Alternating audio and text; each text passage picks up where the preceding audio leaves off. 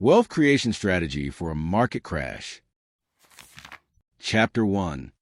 The Psychology of Panic. Turning Fear into Fuel. The brave man is not he who does not feel afraid, but he who conquers that fear. Nelson Mandela. Look at your hands. Right now, they might be steady or they might be shaking. In a market crash, your hands tell the story of your future before your bank account does. When the red candles start dripping down the screen like open wounds, most people feel a cold grip tightening around their chests. That is your biology screaming. It is your ancient brain, the part that kept your ancestors alive when wolves circled the camp, telling you to run. It is a fight or flight reflex, and in the world of wealth, it is a killer. It is the reason millions of people sell at the bottom, locking in their ruin, and handing their future to those who stayed calm. You must understand one thing. The market does not care about your feelings. It is a giant, unfeeling machine that measures one thing: your ability to stay still while everyone else is sprinting for the exits. Panic is a virus. It starts with a headline, moves to a group chat, and ends with you hitting a button that destroys years of work. This chapter is about killing that virus. We are going to rip your self-worth away from your net worth. We are going to forge a mind of cold steel, a mind that sees a crash not as a tragedy, but as a moment you finally get what you deserve. The pain you feel when the market drops is real. Scientists have tracked it. When you lose money, the same part of your brain that lights up when you break a bone or burn your skin starts firing. Your brain thinks you are physically dying. This is why it is so hard to stay rational. Your body is telling you that you are in mortal danger, but you aren't. You are just watching numbers change on a piece of glass. The first step to winning is realizing that your bank account is not your heartbeat. If you lose 50% of your portfolio tomorrow, are you 50% less of a human? Are you 50% less of a father, a mother, or a leader? No, but if you believe you are, you've already lost. You become a slave to the ticker. You start making decisions based on survival instead of strategy. Stop, breathe, feel the air entering your lungs, the life inside you that no market can ever take away. You are the architect. The money is just a brick. If the building falls, you still have the blueprints. You still have the hands that built it. You still have the fire.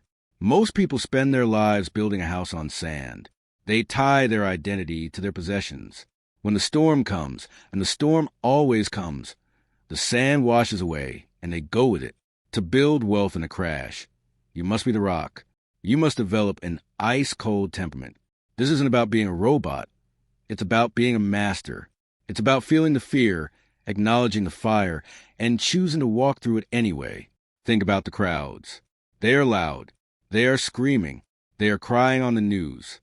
They are refreshing their screens every 10 seconds, hoping for a miracle. They are looking for someone to save them. That noise is your greatest advantage. While they are blinded by the smoke, you are looking for the path. In a crash, fear is the currency of the masses. They spend it freely. They throw their assets at you just to make the pain stop. They want out at any price. This is where the great reset happens. Wealth doesn't disappear in a crash. It just moves. It flows from the shaking hands to the steady ones. It flows from those who are governed by their biology to those who are governed by their vision. Ask yourself, who am I when the world goes dark? Are you the one screaming in the street, or are you the one sitting in the quiet room making a list? The difference is everything. It is the difference between a life of what if and a life of I did. Let's talk about the biology of the win. To stay calm, you need to understand the cortisol trap. When you are stressed, your body floods with cortisol. It shuts down your creative brain. It narrows your vision. You literally cannot see the opportunities right in front of your face because your brain is too busy looking for predators. To beat this, you must break the loop. Turn off the TV. Close the apps. Walk away from the screen. Go outside and look at a tree. That tree doesn't know the market crashed. The sun doesn't know the S&P 500 is down. The earth is still spinning. When you ground yourself in the physical world, you lower your heart rate. You clear the smoke. Suddenly, the catastrophe looks like what it really is, a temporary sail on the future. You have to train for this. You don't wait for the storm to learn how to sail. You build your mental muscle now. You decide today, that you will not be moved. You decide that your strategy is more powerful than your temporary emotions. Think of a blacksmith. He takes a piece of raw iron and thrusts it into the heart of the furnace. If that iron could feel, it would scream. It would beg to be cooled down. But the blacksmith knows that without the heat, the iron is useless. It is soft. It has no edge. It is only in the fire that the iron becomes steel. The market crash is your fire. The heat is meant to burn away the weakness in your strategy. It is meant to melt the ego that thought the good times would last forever. Don't run from the heat. Step into it. Let it forge you. Let it turn your soft intentions into a razor-sharp resolve. When you come out the other side, you will be unbreakable. There is a specific kind of silence that happens right before a massive recovery. It is the silence of the exhausted. Everyone who was going to sell has sold. The panic has spent itself. The world is quiet, battered, and bruised. That silence is the sound of the bottom. That is where the new kings and queens are crowned. But you only get to hear that silence if you are still standing. If you sold your soul to the fear 3 weeks earlier, you are just another casualty. You are part of the noise. But if you held your ground, if you looked at the red and saw the seeds of green, you are ready.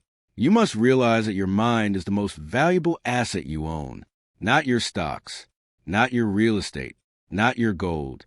Your mind. If you keep your mind, you can rebuild everything. If you lose your mind, you lose it all. Protect your headspace like a fortress. Stop letting the opinions of broke people on social media infect your thoughts. Stop letting the doom and gloom experts sell you their anxiety. They get paid for your clicks. You get paid for your clarity. Look at the horizon. The crash is a bridge. On one side is the person you used to be, someone who hoped things would go well. On the other side is the person you are becoming, someone who ensures things go well. This is the moment of your rebirth. This is the day you stop being a victim of the cycles and start being the one who rides them. You are no longer afraid of the dark because you know that the dark is where the stars are brightest. You are no longer afraid of the crash because you know it is the only way to clear out the rot and make room for the new empire.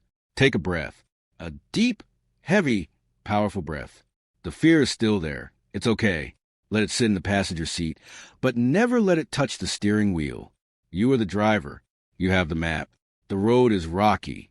The wind is howling, but your foot is on the gas. You are becoming ice cold. You are becoming the person who buys when others are crying. You are becoming the one who stays when others flee. This isn't just about money. This is about power.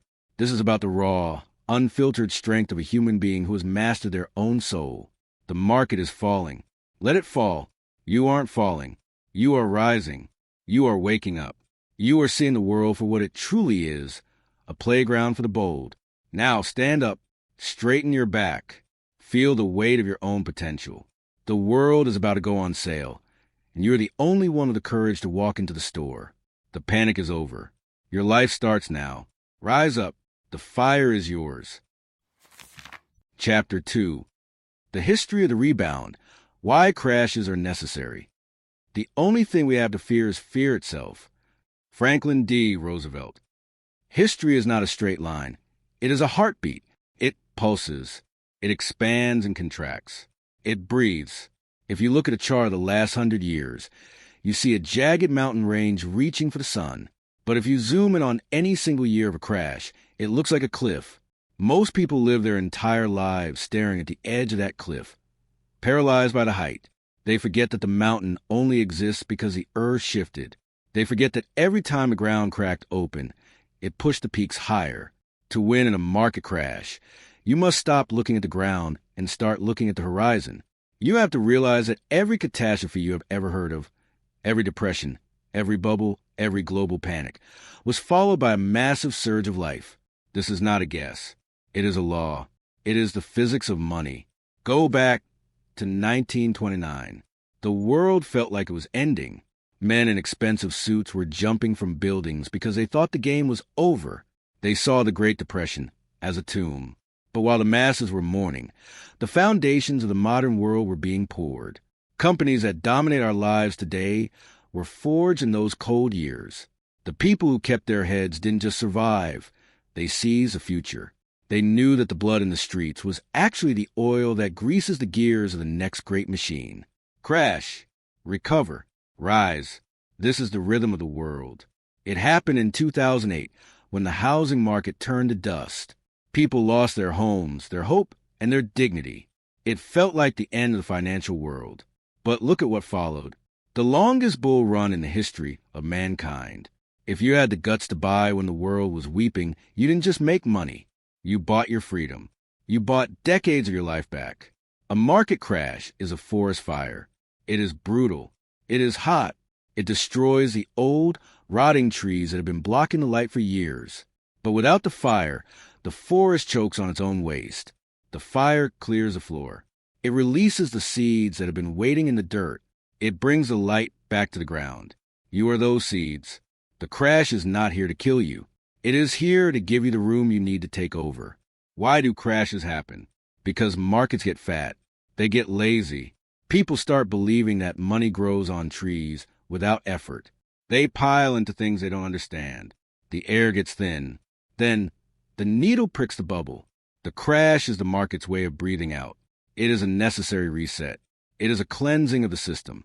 If the market never crashed, it would never be healthy. You must train your eyes to see through the smoke.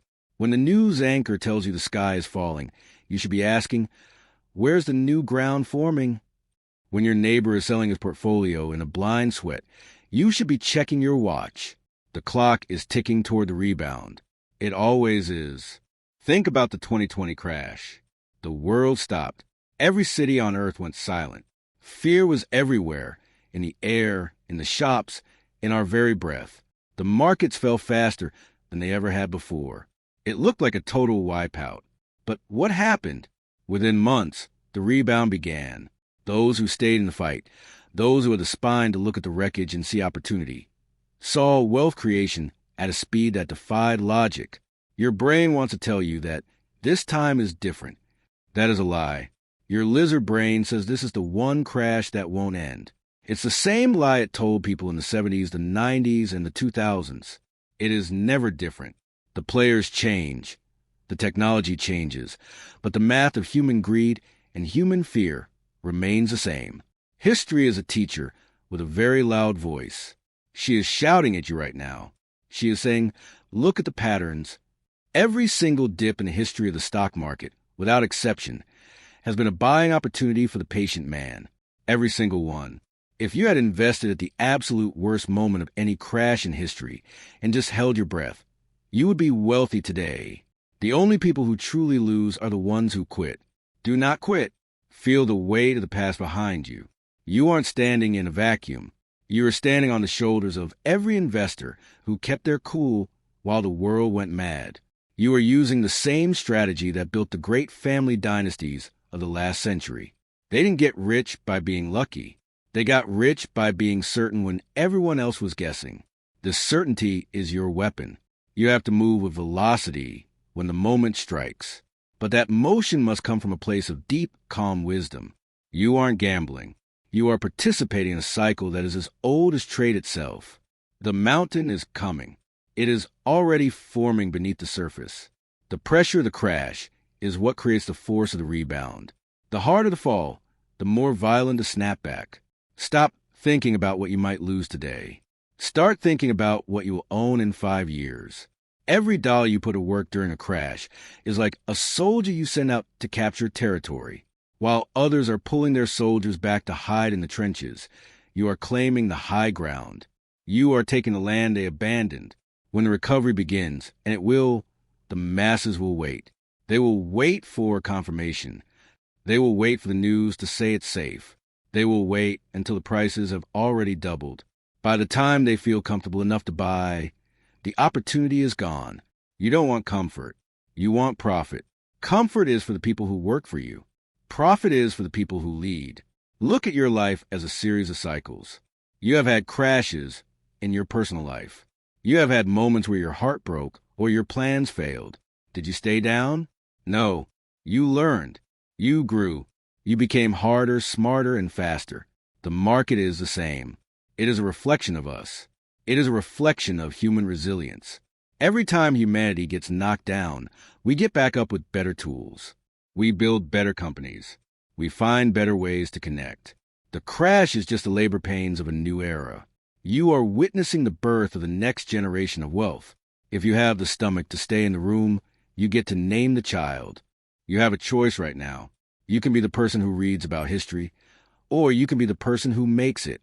You can be the one who tells a story of how you almost bought at the bottom, or you can be the one who shows the results. The history of the rebound is a story of courage. It is a story of men and women who refused to believe the end was near. They knew that as long as humans have needs, as long as people want to build and grow and eat and travel, the market will find a way back. The sun is going to rise. It doesn't matter how dark the night gets or how many people tell you the sun has burned out. The physics of the universe dictate that the light will return. Your job is to make sure you have your buckets ready when the gold starts falling from the sky again. Stand tall. Your ancestors survived ice ages and plagues. You can survive a red screen on your phone. Strip away the noise. Cut through the panic. Lock your eyes on the truth of the cycle. The crash is the gift. The rebound is a reward. History is calling your name. It is asking if you have the grit to be a protagonist or if you are just an extra in someone else's movie. Choose to lead. Choose to believe the math over the madness. The mountain is waiting for you to climb it. Rise higher. The peak is yours.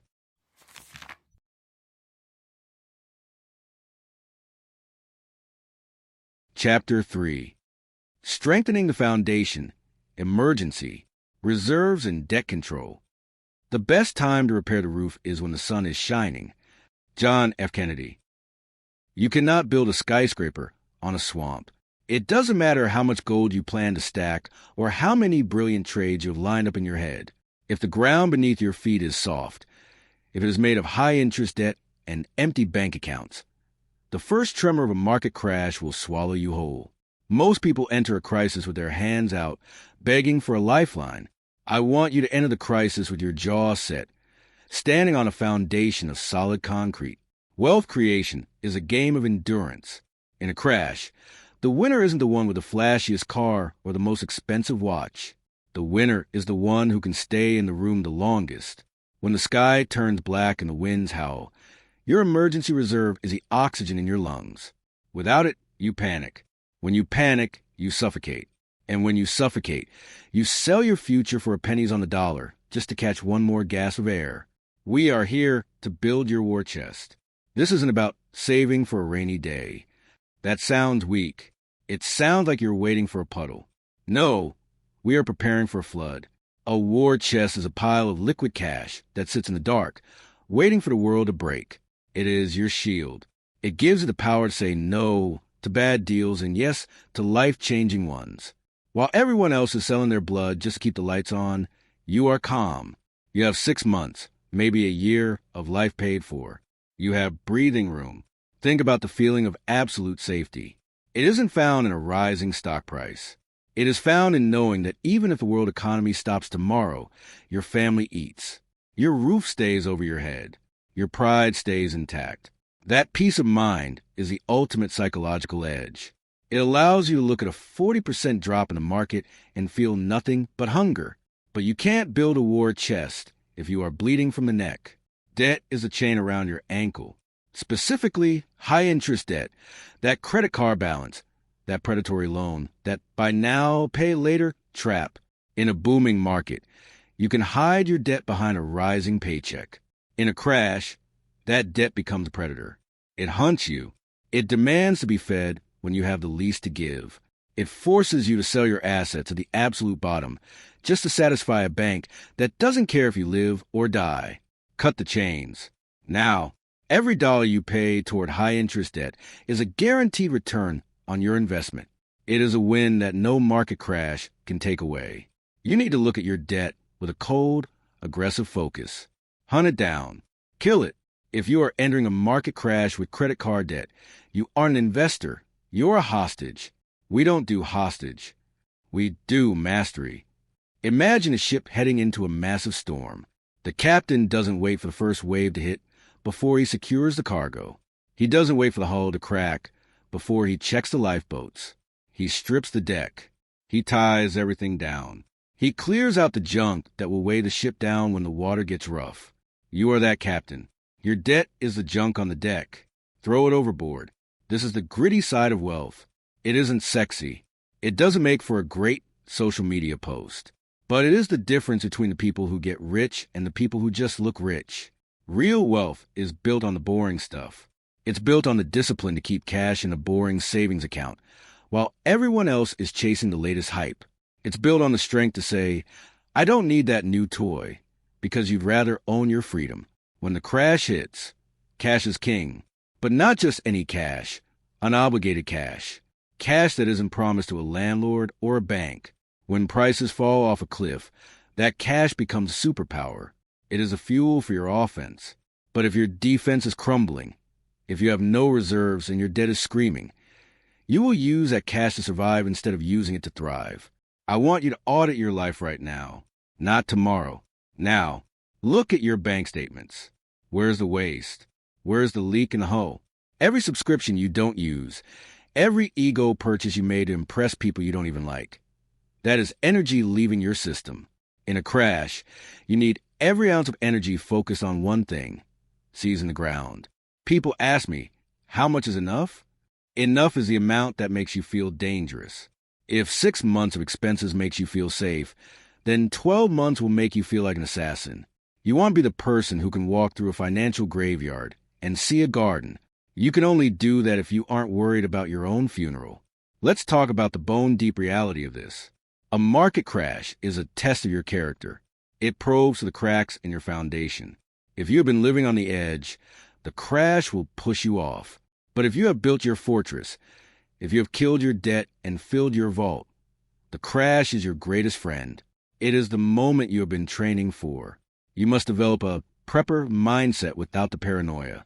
Be ready, be lean, be lethal. Think of a boxer. A boxer doesn't just train his punch. He trains his chin. He learns how to take a hit without falling. Your emergency fund is your chin.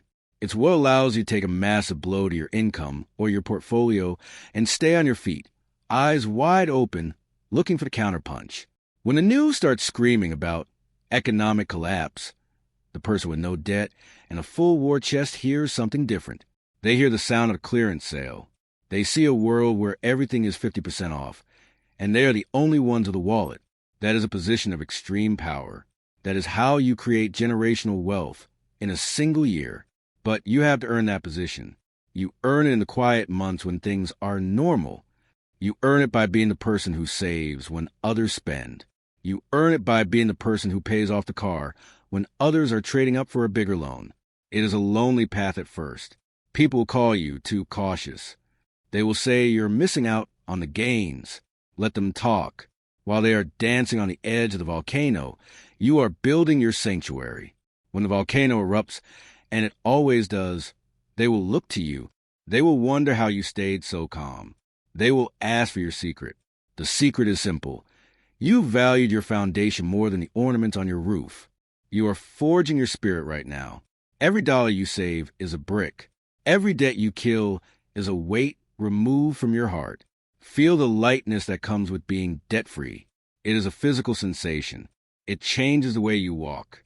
It changes the way you speak. You no longer have to bow to anyone.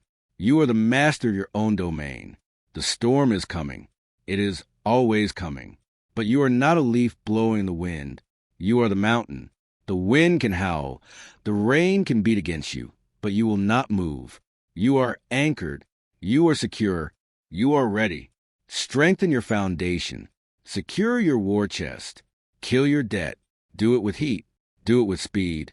Do it with the absolute conviction that your future self is counting on you to be the guardian of this moment. Rise up. The fortress is yours.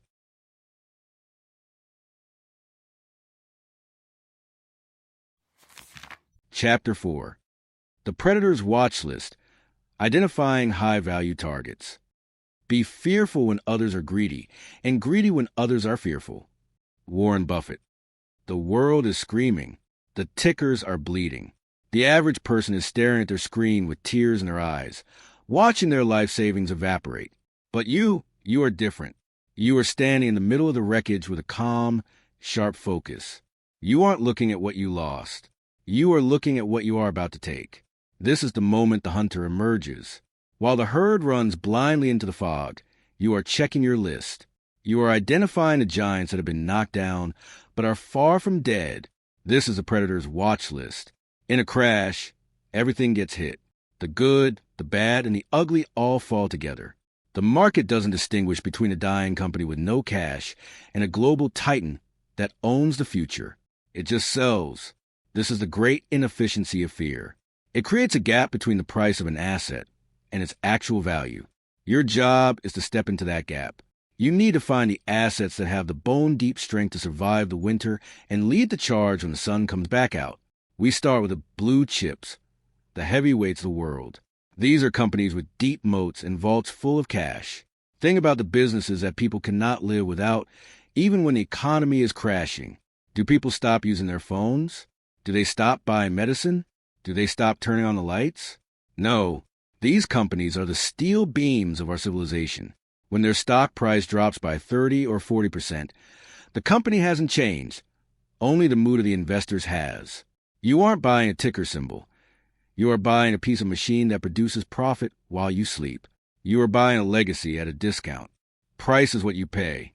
Value is what you get. Most people get this backward. They wait for the price to go up before they feel safe enough to buy. They want the warm glow of a green screen. By then, the profit is gone. You must be willing to buy when it feels cold. You must be willing to buy when the headlines say it's the end of the world. Look for the companies that have survived multiple crashes before. Look for the ones that don't just endure the storm, but use it to swallow their smaller, weaker competitors. That is how a titan becomes a god. Then we look at the index funds, the trackers of entire markets. If you don't want to bet on a single horse, you bet on the whole race. History has shown us that the collective ingenuity of human beings always finds a way to grow. Betting against the global market is betting against human survival. It is a losing bet. When an index fund that tracks the top 500 companies in the world drops, it's like the entire world going on a clearance sale. You are buying the muscle of the global economy at a price that would have been unthinkable 6 months ago. Don't overthink it. Don't try to be a genius. Be a collector. Real estate is the third pillar of the predator. When the market crashes, credit dries up, people get scared of debt. They stop buying homes. Prices stall or collapse. This is where you find the undervalued dirt and the concrete that will pay you rent for the rest of your life. You are looking for location and structure integrity.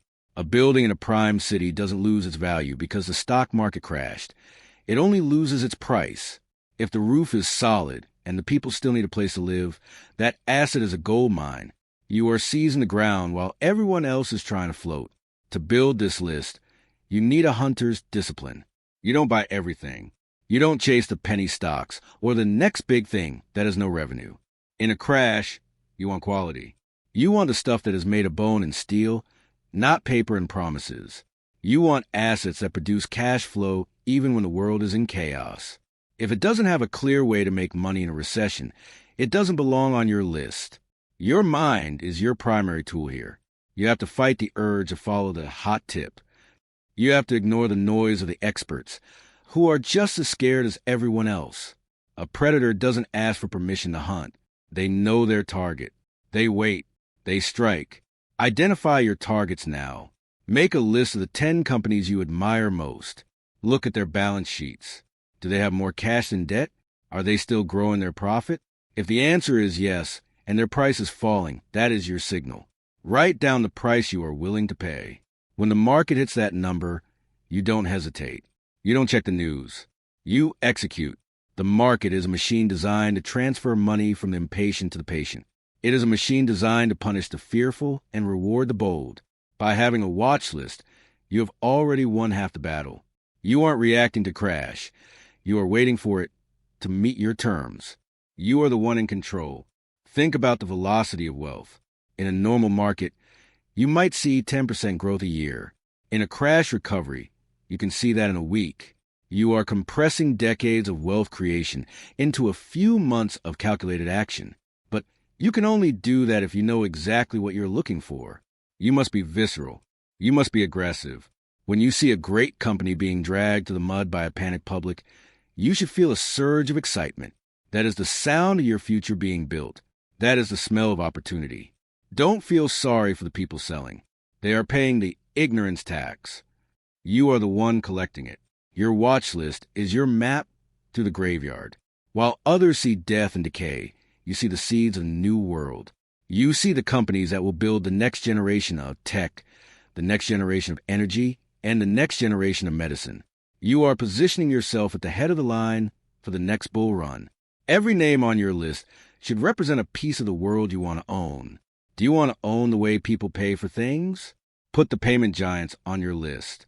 Do you want to own the way people communicate? Put the tech titans on your list. Do you want to own the land under their feet? Put the REITs on your list. Be specific. Be cold. Be ready. The crash is the great equalizer. It takes the arrogant and brings them low. It takes the prepared and lifts them high. This is the moment your research pays off. This is the moment your discipline becomes your destiny. You aren't just an investor anymore. You are a predator.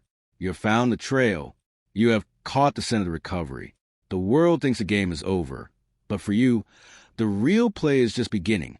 Stand in your power. Check your list. Wait for the moment. When the world lets go of its most valuable treasures out of fear, you will be there to catch them. You will be there to claim what is yours. You will be there to lead. Rise up. The hunt is yours. Chapter 5. Deployment Tactics. Dollar cost, averaging versus the big move.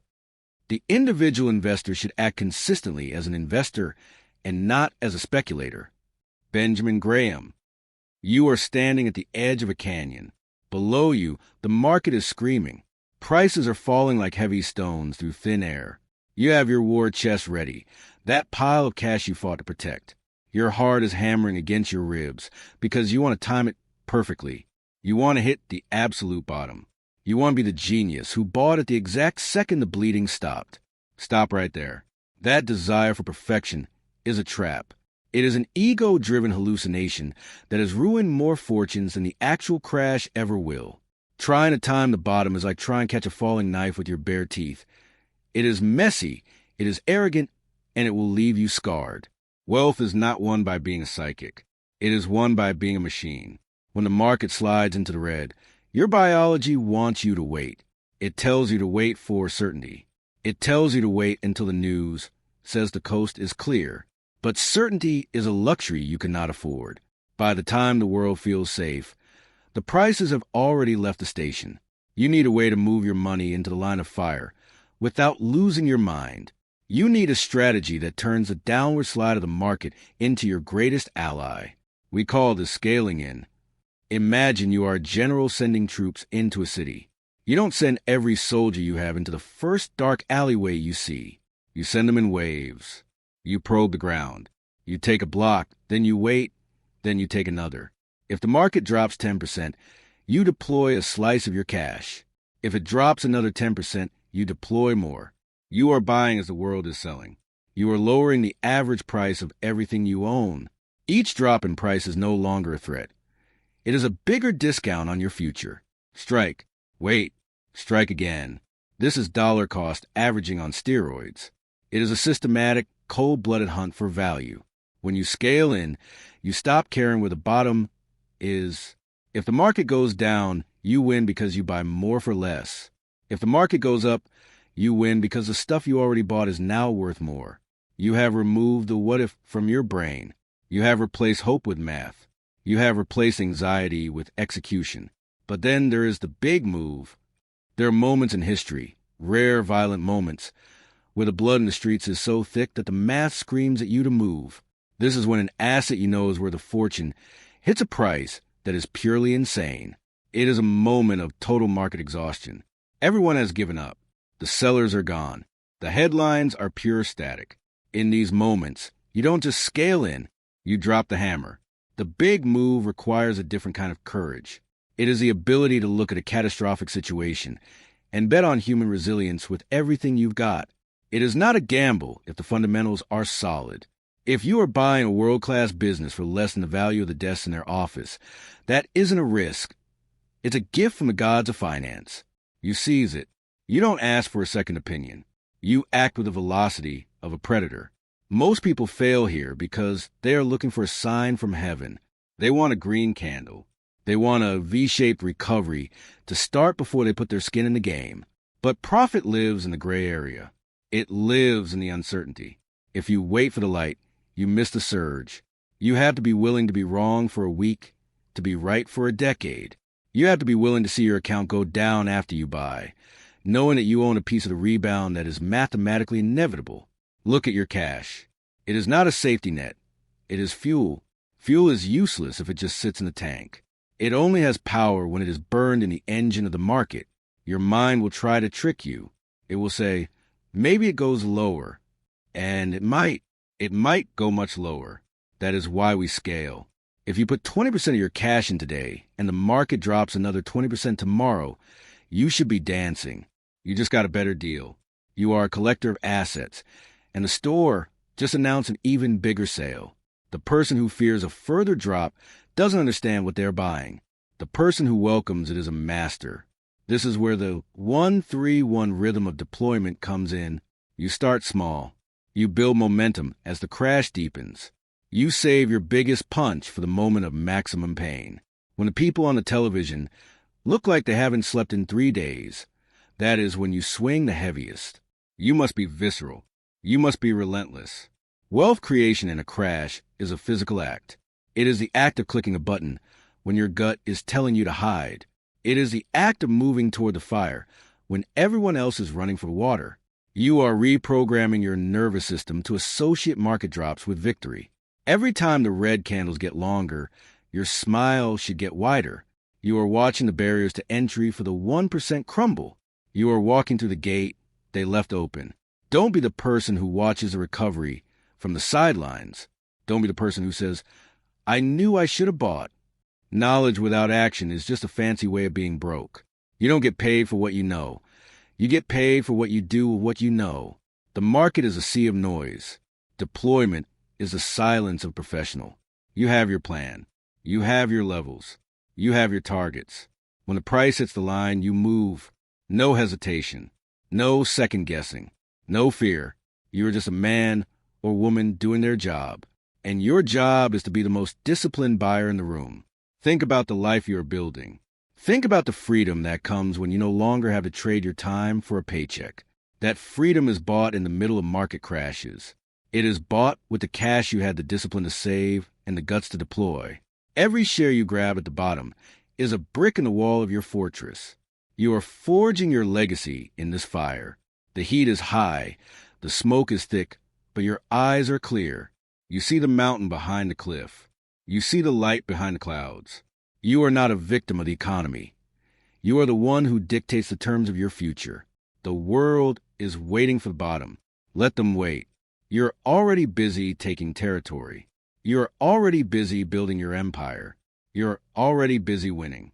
Take the step. Move the money. Seize the ground. Rise up. The recovery is yours. Chapter 6.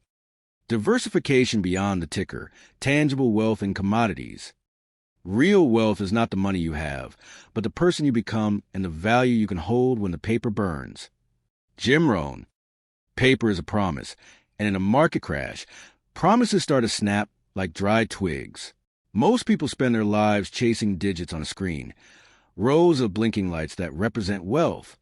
But when the system shudders, when the currency itself begins to lose its breath, those digits can feel hollow. To create wealth that lasts, wealth that survives even when the financial world is screaming, you must reach out and touch something real. You must look beyond the ticker symbol and anchor your future in the physical world. This is the art of owning what is tangible. This is how you protect your purchasing power when everyone else is watching theirs drown in a sea of inflation and devaluation. Wealth is not just about having more. It is about keeping what you have earned. When a crash hits, the first thing people do is flee to cash. They think cash is a safe house. They don't realize that in many crises, the house is made of paper and the wind is picking up. If the government starts printing money to save the banks, you're safe. Cash is actually losing its edge every single hour. You need assets that have their own weight. You need the safe havens, the things that do not rely on a company's board of directors or a bank's ability to hold value. You need assets that have been recognized as wealth for 5,000 years, not just the last 5 minutes. We start with a heavy metal, gold and silver. Do not look at gold as a trade. Look at it as insurance. It is the ultimate no to the chaos of the world. For centuries, when empires fell and currencies turned to dust, gold remained. It is the only money that has never failed. It is condensed sun. It is heavy in your hand and heavy in the history books. In a crash, gold acts as your financial anchor. While stocks are swinging wildly and the news is shouting about liquidity, gold sits in the vault, silent and certain. It doesn't pay a dividend, but it pays something better. It pays for your peace of mind. It ensures that no matter what happens to the dollar, the euro, or the yen, you still own a piece of the earth's rare bone. Steel, oil, grain. These are the commodities that keep the world moving. Even in a depression, people need to eat. They need to heat their homes. They need to move goods from one side of the planet to the other. When you own energy or raw materials, you're owning the very lifeblood of civilization. In a crash, the price of these things might dip because demand slows down, but their value is locked in. You can't print more oil. You can't digitize a bushel of wheat. By holding these, you are betting on the physical reality of human survival. You are cutting through the noise of the stock market and putting your hands on the gears of the world. But there's a new kind of tangible wealth, the wealth of the mind. I'm talking about intellectual property. This is the most gritty form of ownership because it lives in the intersection of your spirit and the marketplace. A book, a song, a patent, a brand. These are assets that exist outside the traditional market cycles. If you own a piece of code that solves a problem or a story that people need to hear, that asset produces cash flow regardless of what the interest rates are. It is an asset of the soul that you have turned into a property of the bank. In a crash, people still seek entertainment. They still seek solutions, and they still seek hope. If you own the rights to those things, you have a spring of wealth that never runs dry. Balance is your shield. A warrior doesn't just carry a sword. He carries a shield and wears armor. Your stocks are your sword. They are for the attack. Your tangible assets are your armor. They are what allow you to take a hit without bleeding out. If your portfolio is nothing but tech stocks and paper promises, a crash will feel like the end of the world. But if you have gold in the vault, energy in the pipes, and intellectual property in the market, the crash is just a change in weather. You have diversified into reality. You have moved your wealth from the imaginary to the concrete. Stop trusting the screen so much. I want you to imagine a world where the internet goes dark for a week. What do you own that still has value? If the answer is nothing, you are in a dangerous position. You are a ghost in the machine. You need to solidify your life. You need to take some of those digital gains and turn them into something you can drop on a table and hear a thud. This isn't about being a prepper or living in fear. It's about being a philosopher of wealth. It's about knowing that true value is found in the things that humans have always needed and always will. Think about the velocity of crisis. When things go wrong, they go wrong fast. The exits get crowded. By the time the average person realizes they need to own something real, the price has already skyrocketed. You move now. You build your position in commodities and hard assets while they are boring. You buy the insurance before the fire starts. You forge your armor while the sun is still shining. This is the old money secret. The great families of the world don't just own stocks. They own land. They own mines. They own the rights to the things the world consumes. They know that companies come and go, even the giants, but the earth remains. The need for energy remains. The power of a great idea remains. You are the guardian of your family's future. Look at your wealth as a living thing. It needs a skeleton to hold it up. That skeleton is made of the tangible. It is made of the things that don't vanish when a bank closes its doors. Every ounce of silver, every acre land, every royalty check. These are the bones of your empire. They give you the strength to stand tall when everyone else is bowing to the whims of the market. You must be visceral in your protection. You must be aggressive in your search for reality. In a world of fake everything, fake news, fake money, fake influencers, owning something real is an act of rebellion. It is a statement of power. It says that you are not a pawn in the game of central banks and politicians. It says that you are the master of your own purchasing power.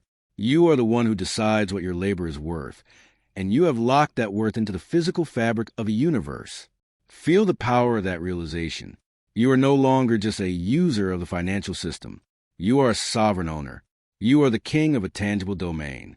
When the crash comes, and it will, you won't be checking the headlines for permission to feel okay. You will look at your vault. You will look at your land, and you will look at your creations. You will see that you are whole. You will see that you are untouchable. The market can take away a price, but it can never take away your value. Now move. Take a portion of your digital wealth and make it physical. Buy the gold. Secure the land. Create the IP.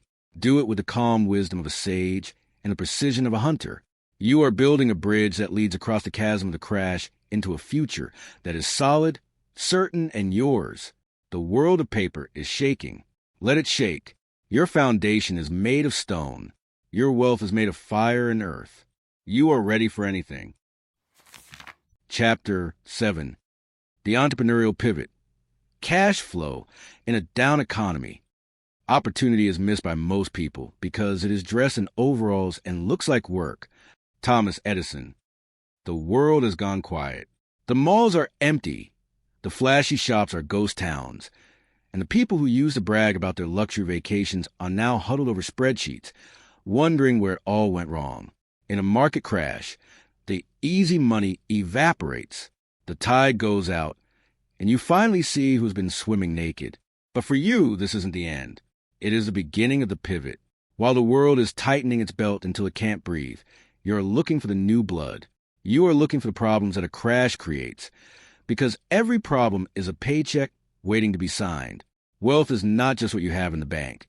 It is your ability to solve a problem for a desperate person.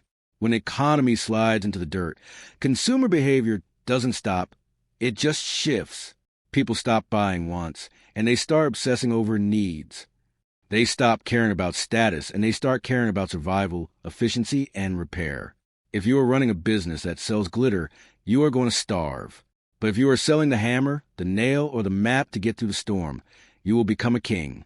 The entrepreneurial pivot is about stripping away the ego of your business and finding the raw, gritty pulse of what people actually need right now.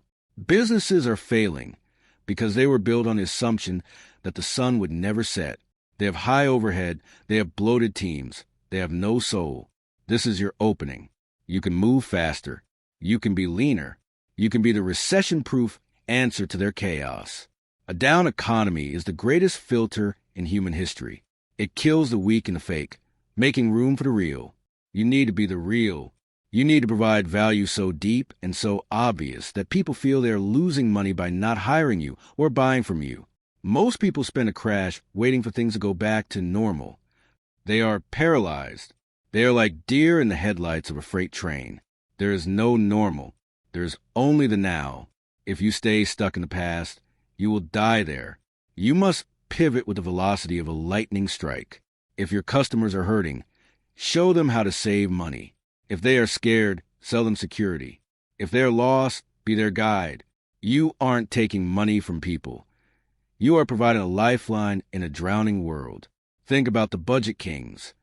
In every crash, the discount brands, the repair shops, the consultants who cut waste, they don't just survive, they explode. Why? Because they align their heart with the reality of the market. They don't fight the storm. They build a better umbrella. You must do the same with your income. Your personal cash flow is the fuel for your investments. If your business or your job is tied to the old world, your fuel line is going to dry up. You need to pivot into the maintenance economy. When the world is falling apart, the person who can fix the machine is more valuable than the person who designed it. This applies to every industry.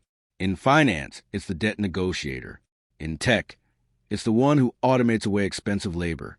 In the home, it's the one who shows a family how to eat like royalty on a pauper's budget. You have a skill, everyone does, but you have to sharpen it for the winter. You have to make it visceral. To win here, you need a war mindset. You have to cut your own costs until you are a lean, mean, cash-generating machine. Every dollar you don't spend on nonsense is a dollar you can use to buy assets at the bottom. You are playing a game of maximum spread. You want your income to stay high or grow while the cost of the assets you want to buy is falling. This is how you create a wealth gap that changes your family's name forever. I want you to ask yourself a hard question. If the world stayed in this crash for 5 years, would your current way of making money keep you alive? If the answer is no, you need to pivot today. Don't wait for the layoff. Don't wait for the store to close. Start the side hustle that solves a recession problem. Start the service that helps people navigate the mess. Use your brain to find the leaks in other people's lives and offer to plug them. People will always pay to stop the pain. In a crash, pain is everywhere. Be the aspirin. This is where your neurological edge comes in. Your brain is wired to seek safety in the familiar. It wants you to keep doing what you've always done because it feels safe. But in a crash, the familiar is a graveyard. You have to force your brain into explorer mode. You have to get comfortable with the unknown. You have to be willing to fail fast and learn faster. The most successful entrepreneurs in history weren't the ones with the best ideas. They were the ones who could change direction without losing their momentum. Imagine a river that has been blocked by a landslide. The water doesn't just sit there and cry. It doesn't wait for the rocks to move. It finds the cracks. It goes over, under, or around. It finds a new path to the sea because that is its nature. You are the water. The crash is the landslide. It has blocked your old path to wealth, but the goal hasn't changed. You just need to find a new crack in the rocks. Stop listening to the doom-mongers on the news. They want you to stay home and be afraid. A frightened person is a consumer. A focused person is a creator. While they are counting their pennies, you are counting opportunities. You are looking at the businesses that are closing and asking, how can I do what they did but better and cheaper? You're looking at the new fears people have and asking, how can I make them feel safe? The entrepreneurial pivot is a spiritual act. It is an act of faith in your own ability to provide for yourself. It is a refusal to be a victim of the economy. You are your own economy. You are the central bank of your own life. If the external world is in a recession, you decide that your internal world is in an expansion. You work harder. You think deeper. You serve better. The money is still out there. It hasn't vanished. It has just moved. It has moved from the hands of the arrogant to the hands of the useful. In a down economy, useful is the only currency that never devalues. If you can save a company $10,000, they will gladly give you $2,000. If you can give a family back their hope, they will follow you anywhere. This is the secret of the greats. They don't chase money. They chase problems. And in a crash, problems are the only thing in high supply. Stand up. Look at your skills. Look at your market. Where's the blood? Where's the fear? That is where your new business lives. That is where your pivot begins. You are a creator. You are a solver. You are an unstoppable force of nature. The world is changing. Let it change. You aren't just surviving the shift. You are leading it. You are the one who stays calm. You are the one who finds the way. You are the one who turns a great reset into the great rise. The pivot is now. The power is yours. Chapter 8.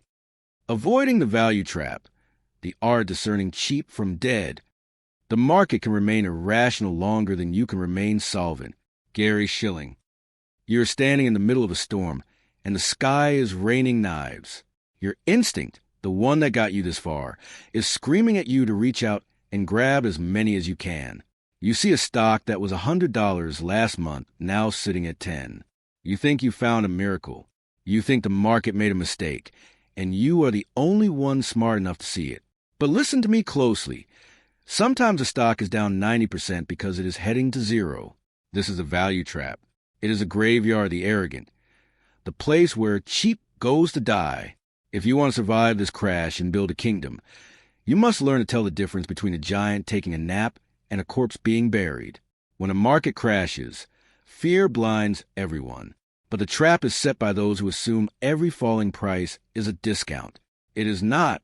Some companies are not just on sale. They are broken. They are old ships with holes in the hull, and the crash is simply the wave that finally sinks them. You must look past the blinking red numbers on your screen and check the heartbeat of the business. You are looking for structural integrity. You are looking for a pulse that can survive a year of winter. If the business relies on cheap debt just to keep the lights on, the crash is an opportunity. It is an execution. You need to look at the deadweight companies. These are the ones in dying industries. The businesses that were already losing their grip before the world went crazy. They are the relics. The crash just speeds up their end. If you buy into a company that has more debt than it can ever pay back, you aren't an investor. You are a donor. You are handing your hard-earned cash to a bank that is already moving to seize the assets. Stop looking at how much the price has dropped. Start looking at how much cash they have in the vault. A company with no cash and a mountain of debt is a sinking stone. Let it go. A predator does not hunt the sickest animal if the meat is rotten. You want the healthy giant that is simply tripping over its own feet. Check the bloodline. Is the company actually making money? Not projected money. Not adjusted earnings. Real, cold, hard cash flowing into the bank account. In a bull market, you can hide a lot of sins with a good story. In a crash, the story doesn't matter. Only the math matters. If they are burning through their cash like a forest fire just to stay alive, stay away. You want the companies that can stop selling for 6 months and still pay their bills. That is steel. That is bone. That is where you put your money. Metaphors of growth are for the spring. Right now, we are talking about survival. Think about the businesses that have a moat. A moat is something that makes it impossible for anyone else to do what they do. It is a brand that people will fight for. It is a patent that nobody can touch. It is a network that everyone is trapped in. When a company with a massive moat sees its price drop, that is your signal. But when a company that is just another version of something else starts to bleed, be careful. If they can be replaced by a cheaper competitor tomorrow, they have no floor. They will keep falling until they hit the basement. The terminal debt trap is the most dangerous one of all. There are companies that look like bargains because their book value is high. They own buildings, they own trucks, they own machines. But if they owe the bank more than those machines are worth, you own nothing. You are buying the tail end of the bankruptcy. You must be cold. You must be visceral in your analysis. If you see a company where the interest payments on their debt are eating up all their profit, walk away. They are a zombie. They look like they are moving. They look like they are alive, but the brain is already dead. Don't be the hero who tries to save a failing brand because you liked them as a kid. The market does not care about your childhood memories. It does not care that your father shopped there. The market only cares about who is left standing when the smoke clears. If the industry is shifting, if the world has moved on from what they sell, no amount of cheapness will make them a good buy. You are looking for the future, not a museum piece. I want you to look at your watch list again. Take a red pen and cross out anything that feels like a maybe. If you have to talk yourself into the deal, it's a trap. If you find yourself saying, well, if this one thing happens, they might recover, stop. We don't bet on mights. We bet on musts. We bet on the companies that must exist for the world to keep turning. We bet on the ones that have the velocity to outrun the storm. Your brain will try to trick you. It will see a 90% drop and scream profit. This is your lizard brain wanting a quick win. It wants the dopamine hit of a bargain. You have to override that biology with logic. You have to ask, why is it down 90%? If it's because the whole world is scared, you buy. If it's because the company is rotting from the inside out, you run. Most of the things you see in a crash are trash. They are the debris of a broken cycle. You are the scavenger who only picks up the gold. You leave the rusted iron for the amateurs. You leave the turnaround plays for the gamblers who have money to lose. You are building a foundation for your life, and you don't build a house with rotted wood just because it was free. Think about the companies that thrived after 2008. They weren't the ones that were cheap. They were the ones that were dominant. They were the ones that had the cash to buy their competitors for pennies. They were the ones that didn't need a bailout to survive the night. Those are your targets. They might only be down 30% while the trash is down 90% by the 30% drop. The 90% drop is a trapdoor to hell. When you find a true blue chip, a company with a fortress balance sheet and a product the world craves, and you see it get dragged down by the general panic, that is your moment. That is when you seize your power. But if you see a company with a debt-to-equity ratio that looks like a phone number, keep your hands in your pockets. Let the knife hit the floor. You can pick it up when the handle is stopped and the blade is still. This chapter is your filter. It is a screen that keeps the poison out of your well. Take a deep breath. Look at the carnage. It is beautiful if you know what to look for, and terrifying if you don't. You are the one who knows. You are the one who sees the difference between the fire that clears the brush and the fire that burns down the house. You are the one who chooses life over decay. Wealth is built by buying quality at a discount, not by buying garbage at any price. Your future self is watching you right now. He is hoping you have the discipline to walk away from the cheap junk. He is hoping you have the clarity to focus on the steel. Do not let him down. Do not trade your legacy for a lottery ticket. The market is trying to fool you. It is trying to bait you into the trap. But you are too fast. You are too sharp. You see the trap, and you walk right past it toward the real treasure. Rise higher. The truth is yours. Chapter 9. The Exit Strategy, Managing the Recovery. The goal is not more money. The goal is living your life on your terms, and that requires knowing when to stop chasing and start owning. Tony Robbins. The blood has dried. The screaming in the headlines has turned into a whisper, and then slowly into a cheer. You did it. You stood in the fire when everyone else ran for the water. You bought the bone and the steel while the world was selling its soul out of fear. Now, the screen is green. Your portfolio isn't just breathing. It is surging. You are looking at numbers you only dreamed of 6 months ago. But I need you to listen to me now more than ever. This is the most dangerous moment of the entire cycle. This is the part where most overnight millionaires turn back into paupers. You won the war in the crash, but you must keep your head in the recovery. If you don't have an exit plan, you aren't an investor. You're just a lucky gambler waiting for the house to take it all back. When the market starts hitting new highs, a strange chemical takes over your brain. It's called dopamine and is a liar. It whispers that the party will never end.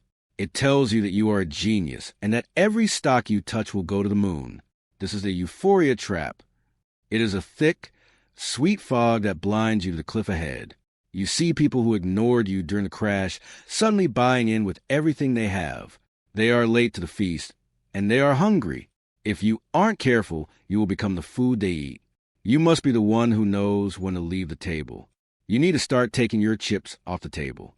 Not all of them. We aren't running away. But you must harvest the fruit you grew in the winter.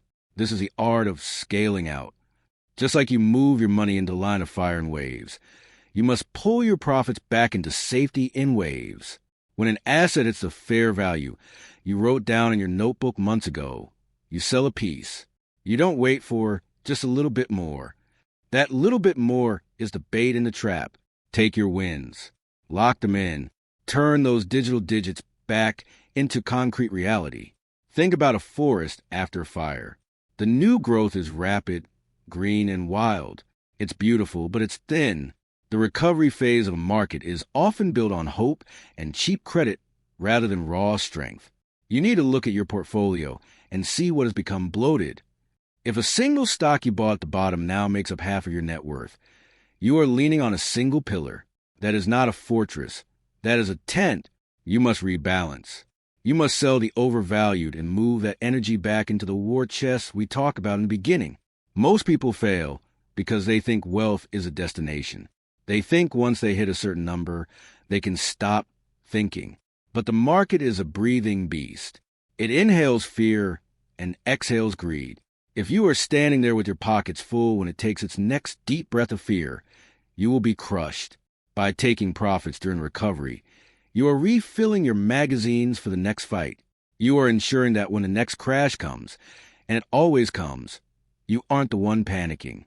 You're the one with the cash, waiting in the shadows. Look at the people around you.